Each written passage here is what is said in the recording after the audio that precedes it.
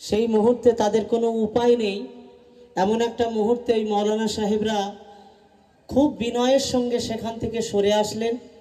যখন আমি রাত 11টায় জানতে পারি, দ্রুত পদক্ষেপ নিয়ে এমএলএ যারা ছিলেন, দায়িত্বে যারা আছেন প্রশাসনের, প্রত্যেককে বলে আজকে সেই বৈঠক হয়েছে 12টায়, গতকাল ঘটেছে, আজকে 12টায় বৈঠক করতে গিয়ে আমার একটু দেরি হয়েছে।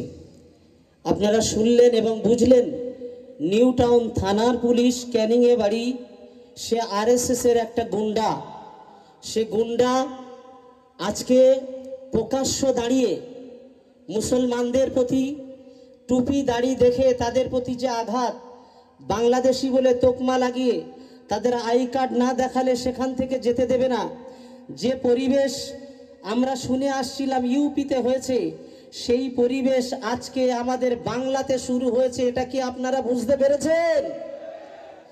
জোরে আওয়াজ দিয়ে বলেন, বুঝতে পেরেছেন?